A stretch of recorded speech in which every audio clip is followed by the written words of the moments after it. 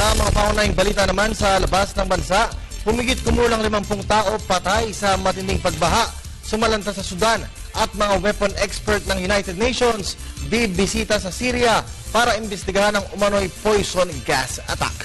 Ito ang mga globalita ni Edwin Eusebio. Nagtungo sa Syria ang mga weapon experts ng United Nations para suriin ang lugar na umano'y ginamitan ng poison patay sa may dangdang tao sa Damascus at mga karatig nito. Una rito, pumayag na ang Syria na papasukin ng mga UN inspectors at bisitahin ang site. Sinabi naman ng Estados Unidos at mga kaalyado nito na winaasak na ang ebidensya sa lugar sa nakalipas na 5 araw, kung kaya't pumapayag na ngayon ang Syria na siyasatin ang lugar.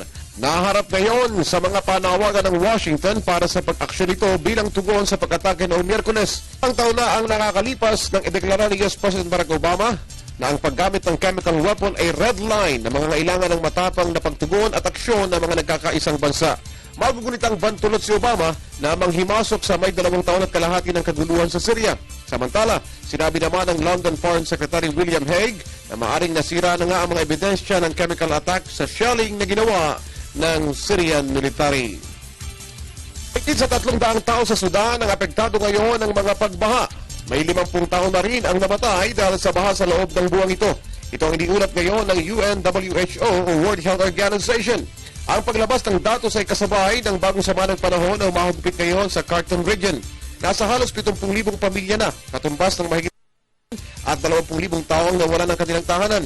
Sa pinakahuling tala, umapon na rin ang Blue Nile River sa Khartoum region na nagpabaha ng may 1 kilometro sa mga taniman doon o farmland roon.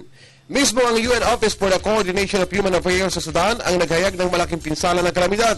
Tinutulungan na rin ng mga aid workers ang 100,000 mga nawala ng tahanan dahil naman sa digmaang nangyayari sa kanlurang bahagi ng Darfur region. Samantala, dumating na rin ang mga tulong sa Sudan mula sa bansang Morocco, Qatar, Ethiopia at Egypt. Para sa Telebisyon ng Bayan, Edwin Eusebio.